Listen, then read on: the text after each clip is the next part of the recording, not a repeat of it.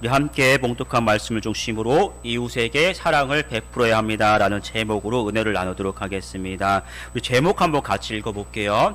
이웃에게 사랑을 베풀어야 합니다. 우리 교회의 역사를 보면요, 수도원이라는 것이 있었습니다. 그래서 수도원이라는 것이 있어서 사람들이 이제 어느 때가 되면 그곳에 들어가서 신앙생활했는데, 어떤 세상에 어떤 전쟁이나 핍박이 많이 올 때, 아니면 반대로 너무 평안해서 이제 자기 신앙을 지키지 못할 때가 있으면 사람들은 어떤 산이나 높은 곳에 어떤 수도원을 조그맣게 세우고 그곳에서 이제 신앙생활을 했습니다. 이런 수도원에 있으면요, 말씀 보고 기도하고 요것만 하면 되겠죠. 그래서 자기 신앙은 참 잘 지킬 수 있습니다. 그런데 문제는 뭐냐면, 어떤 세상의 현실이나 어떤 상황과는 직접적인 어떤 현실과 세상하고는 너무 분리된 그런 신앙을 갖게 되겠지요. 우리가 신앙이라는 것은 내가 하나님을 섬기지만 동시에 이 땅에서 살아가고 있기 때문에 어떤 함께 신앙생활하는 어떤 교우들과의 관계, 그리고 여러분이 함께 살아가는 가족들이나 이웃들과의 어떤 그 관계도 잘 맺을 줄 알아야 됩니다. 그분들하고는 동떨어져 있고 나만 혼자 신앙생활한 그런 신앙이 되어서는 결코 안 되겠지요. 그래서 우리가 매월 넷째 주는 이렇게 전도의 줄로 모이면서 함께 전도에 모임하면서 교우들과의 관계를 또 이렇게 돌아보고 화목한 관계에 힘쓰고 있습니다. 또 오늘 말씀을 통해서 우리가 살아가는 어떤 여러분들의 가족과 또 이웃과의 관계도 다시 한번 돌아보는 그런 시간이 되기를 원합니다. 주님께서 우리에게 이 말씀을 주시면서 이 관계 속에서 제일 먼저 하신 말씀이 뭐냐면, 원수를 사랑하라 라는 말씀을 가장 먼저 하셨습니다. 드라마를 보면요, 가끔 그런 장면이, 예전에는 그런 장면이 있었습니다. 어떤 예쁜 여성이 다른 여성에게 가서 갑자기 뺨을 한 대 쫙 때립니다. 예전에는 그런 모습만 봐도 굉장히 사람들이 충격을 많이 받았어. 어휴, 뺨을 때리네 놀랬는데, 요즘엔 하도 뺨을 때리니까 그런 것 가지고는 놀래지도 않죠. 그래서 여성이 뺨을 딱 때릴 때 어떻게 합니까? 반대에 있는 그 뺨 맞을 줄 알았던 그 여성이 팔을 딱 잡아가지고 서로 이렇게 부들부들 떨면서 힘겨루기를 한다든지, 아니면은 반대로 오히려 이 여성이 다시 한번 뺨을 쫙 때릴 때, 야, 사람들이 독하다라고 생각을 합니다. 한때는 그것으로도 모자라서 뺨을 맞고 가서 어떤 여인이, 그 뺨 맞은 여인이 김장김치를 가지고 와서 김장김치로 그 때린 여성을 쫙 그냥 후들겨 갈겨가지고 한때는 TV에서 김장 싸대기가 굉장히 유행했던 적도 있습니다. 우리는 그렇죠. 우리는 누군가에게 맞는다면 나도 분이 풀릴 때까지 그를 때려야 직성이 풀리는 그런 존재이죠. 원수가 있으면 평생이라도 그 원수의 그 한을 가슴에 품고 있다가 언젠가 반드시 내가 안갚음을 해야 그 한이 풀려지고, 누가 나를 미워하면 나도 역시 그 사람을 미워하다가 그 나를 미워하는 그 사람이 혹시 가다가 길가에 넘어지기라도 하면 마음속에서 꼴 좋다라고 하면서 그것을 이제 풀어내야 통쾌하다라고 하죠. 그것이 우리가 가지고 있는 본성의 모습입니다. 그런데 주님은 뭐라고 말씀하십니까? 오늘 27절에서 29절 말씀 같이 한번 읽어볼게요. 그러나 너희 듣는 자에게 내가 이르노니, 너희 원수를 사랑하며 너희를 미워하는 자를 선대하며 너희를 저주하는 자를 위하여 축복하며 너희를 모욕하는 자를 위하여 기도하라. 너희 입뺨을 치는 자에게 젖뺨도 돌려대며 내 겉옷을 빼앗는 자에게 속옷도 거절하지 말라. 우리는 원수를 평생에 가슴속에 묻어두고 죽여도 모자라는 그 사람인데, 주님은 사랑하라고 말씀하십니다. 미워하는 사람은 보기 싫고 멀리 해도 모자란데 선대하라고 말씀하시고 있고, 저주하는 자에게는 똑같이 목소리를 높여서 싸우고 저주하는 것이 아니라 그를 축복해 주라고 말씀하시고 있고, 모욕하는 자를 위해서 기도해 주라고 우리에게 말씀하십니다. 이 19절을 보면 그렇게 이야기하죠. 너희 입뺨을 치는 자에게 젖뺨도 돌려대며라고 말씀하십니다. 여러분 뺨 맞으면 기분이 어떨까요? 굉장히 아프기도 하고 기분이 나쁘지요.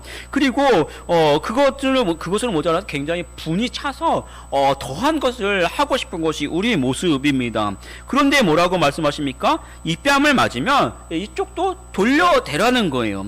왜 그렇습니까? 우리는 뺨이나 김장 싸대기를 때리든지 머리끄덩이를 붙잡아야 하는데, 주님은 이쪽 맞으면 이쪽도 돌려드리고요. 그래서 내가 아니라 그 사람이 내가 내 뺨을 때려서 내 분이 풀리면 기꺼이 이쪽도 돌려대라는 것이지요. 왜 그렇습니까? 그것이 뭐냐면 우리 역시도 하나님께 용서받은 사람이기 때문에 그를 용서하라는 것입니다. 우리도 하나님께 죄를 범했고 죽을 수밖에 없는 죄인이었습니다. 예수님께서 십자가에 죽으심으로 죄의 대가를 다 치러주시고 그렇게 우리를 용서하셨기 때문에 우리도 그 사랑을 기억하고 다른 사람을 용서하라는 것이지요. 성도는 죄가 없는 사람이 아니라 죄를 용서받은 사람이에요. 하나님의 은혜를 경험한 사람이기 때문에 우리도 세상에 나가서 하나님의 그 은혜를 베풀 줄 알아야 합니다.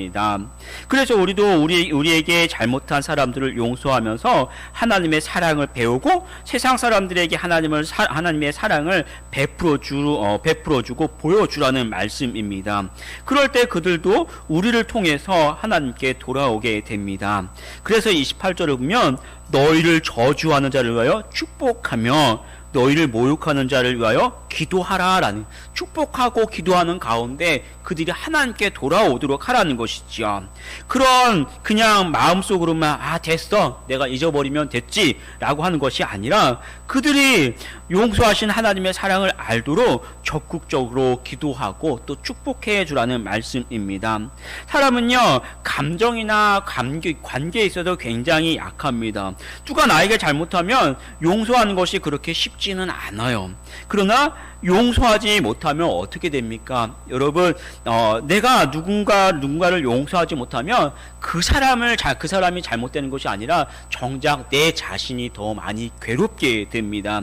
내가 용서하지 못해서 괜찮은 것이 아니라 원수 맺고 용서하지 못하는 것은 그 사람이 아니라 보이지 않는 어떤 굵은 밧줄로 결국은 나를 꽁꽁 이렇게 둘러매는 것과 같습니다. 결박하는 것과 같아요. 그래서 그 사람뿐만 아니라 다른 사람하고도 결국은 내가 관계를 맺지 못하고 나 스스로가 살아갈 수가 없는 거예요.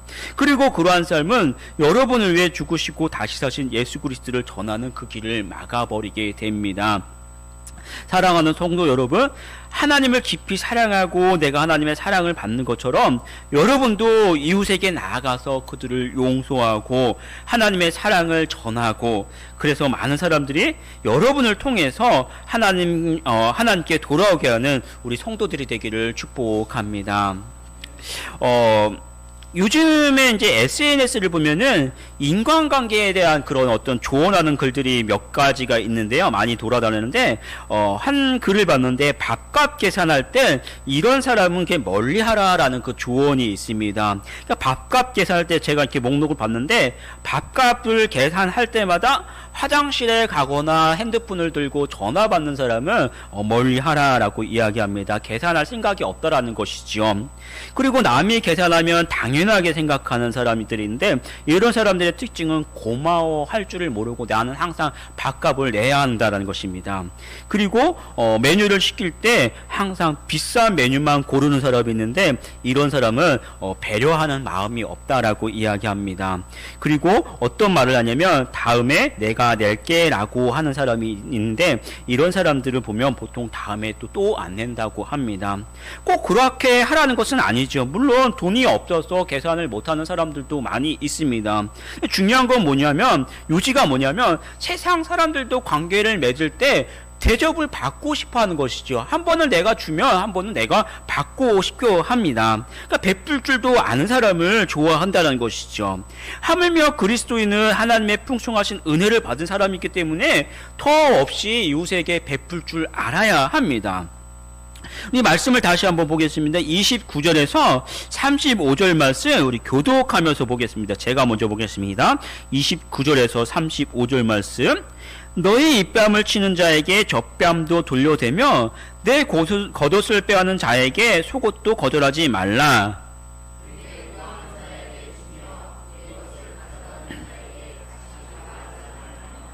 남에게 대접을 받고자 하는 대로 너희도 남을 대접하라.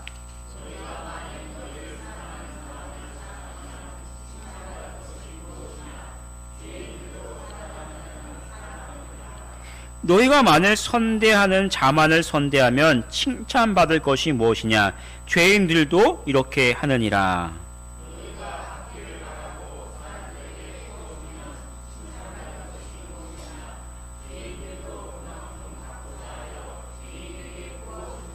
함께 보겠습니다. 오직 너희는 원수를 사랑하고 선대하며 아무것도 바라지 말고 구워주라.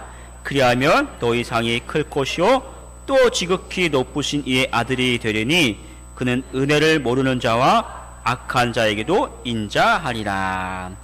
29절을 보면요, 내 겉옷을 빼앗는 자에게 속옷도 거절하지 말라라고 기록합니다.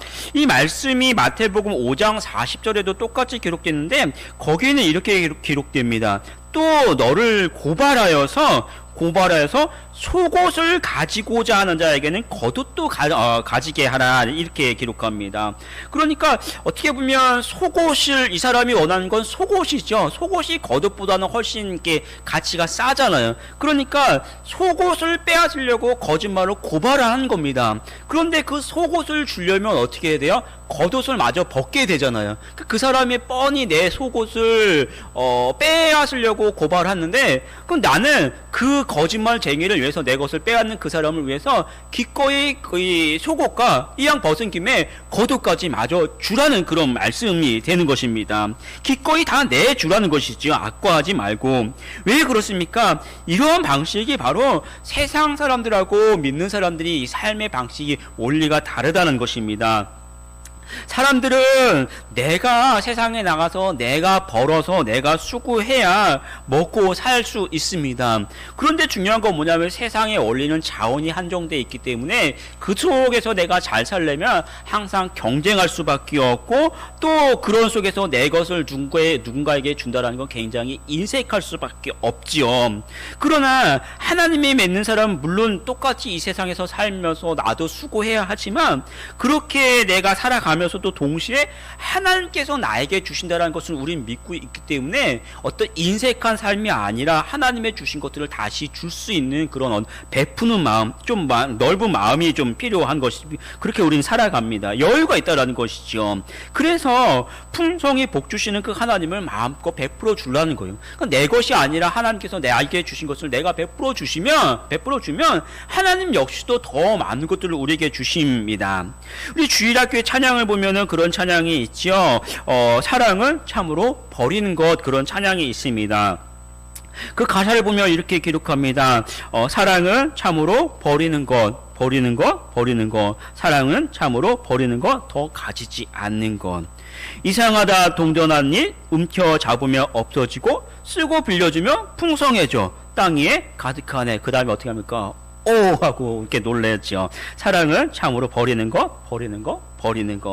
참 이상한 원칙이죠. 세상의 법칙으로 하면은 사랑은 움켜 가지고 있어야 되고, 내가 움켜 가지고 더 많이 빼앗아야 되는데, 믿는 사람들은 그렇게 이야기하지 않고 사랑은 계속해서 나눠준다라는 거. 나눠주면 없어질 줄 알았는데 없어지는 것이 아니라 오히려 더 풍성해진다라고 말씀하고 있습니다. 찬양합니다. 우린 그렇게 배우고 그렇게 가르쳐 주지요.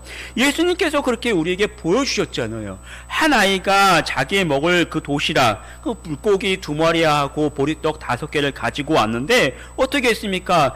별거 없네. 예수님이 혼자 다 드시지 않았고, 오히려 예수님은 그것을 가지고 많은 사람들 앞에 축복하면서 기도하고 나눠 주었습니다. 그럴 때 어떻게 됐습니까? 남자만 5,000명, 약 한 2만 명 가량 된 사람이 이 작은 것을 가지고 나눠 먹을 수 있었습니다. 없어서 불안해하고 아까워하지 말고 후회 주시는 하나님을 믿고 여러분들도 나아가서 마음껏 베풀어주는 우리 성도들이 되기를 축복합니다. 교회에서 계속해서 함께 모여서 섬기고 또 여러분도 여러분의 이웃에게 나아가서 베풀어 주십시오.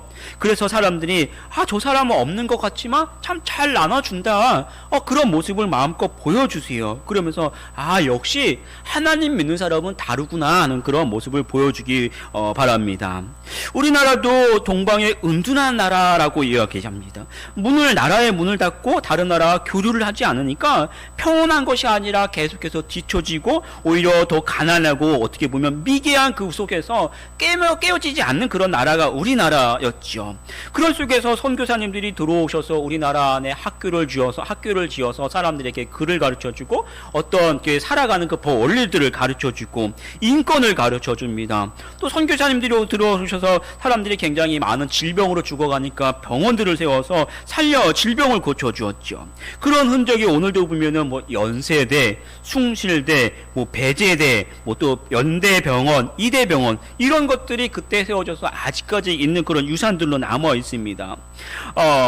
그렇기 때문에 우리나라가 오늘도 그런 사랑의 그 모습을 가지고 있어서 우리나라 역시도 다른 나라, 가난한 나라에 가서 많이 돕고 있고 또 한국 교회도 역시 그 전통을 이어받아서 선교사님들을 계속해서 보내면서 어떤 가난한 나라에 가서 병원을 세우고 학교를 또 짓고 또 의무를 봐주면서 그들이 스스로 살아갈 수 있도록 해주는 것들이 오늘 우리가 할 수 있는 그런 모습입니다.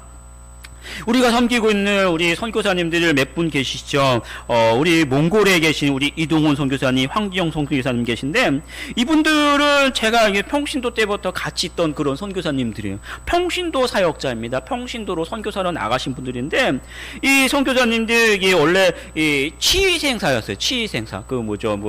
여러분 치석 제거하는 거 이런 거 하시는 분이었는데 몽골의 단기 선교로 이렇게 잠깐 나가셨다가 선교의 마음을 품고 몽골로 가셨는데 몽골은 그런 게 없잖아요. 치위생상도 없고 치과도 없으니까 치과가 굉장히 잘 나갑니다. 이분이 치위생사로 나아갔다가 그곳에서 몽골 치대를 졸업하시고 의사 면허를 가지고 하시는데 워낙 잘 되니까 그 몽골에서 한국 그 의사라고 해가지고 굉장히 스카웃을 많이 받는 그런 분. 근데 지금도 그곳에 가셔서 평신도면서도 어떤 자기 위술로 굉장히 많은 사람들을 이렇게 돕는 그런 사역을 하고 계십니다.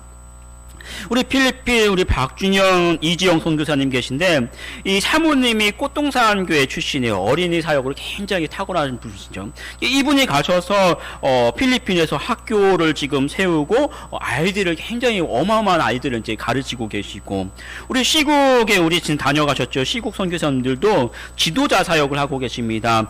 본국에서 그 주일학교 그 지도자들을 양성하고 그분들에게 이제 영어를 가르쳐서 이제 신학교 이제 유학을 이제 계속해서 보내고 이런 사역을 하고 계신 것이죠.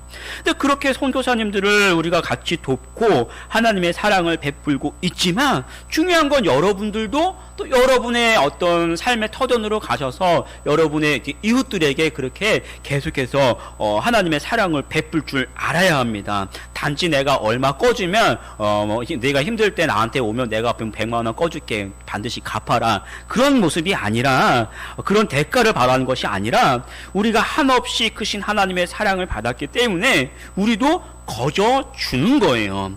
그러면 그들이 하나님의 사랑을 알고 하나님께 돌아오고 또 우리가 하나님을 사랑하기 때문에 하나님은 더 크신 은혜와 복으로 여러분에게 채우실 줄 믿습니다. 우리 36절에서 38절 말씀 같이 한번 읽어보겠습니다. 너의 아버지의 자비로우심 같이 너희도 자비로운 자가 되라. 비판하지 말라. 그리하면 너희가 비판을 받지 않을 것이요 정죄하지 말라. 그리하면 너희가 정죄를 받지 않을 것이요 용서하라. 그리하면 너희가 용서를 받을 것이요 주라. 그리하면 너희에게 줄 것이니 곧 후회되어 누르고 흔들어 넘치도록 너희에게 안겨주리라. 너희가 헤아리는 그 헤아림으로 너희도 헤아림을 도로 받을 것이니라. 어떤 TV에서 봤는데 어떤 성도 연예인이 크리스찬 연예인이 이제 절에 가서 뭐 이제 이런저런 이야기를 하다가 그런 말을 합니다. 자기가 이제 교회 다닌다는 것을 드러내기 위해서 저는 교회에 다닙니다라고 이야기했더니 그 절에 있는 사람이 뭐라고 이야기했냐면 괜찮습니다. 교회는 사랑이고 절은 불교는 자비입니다라고 이야기합니다.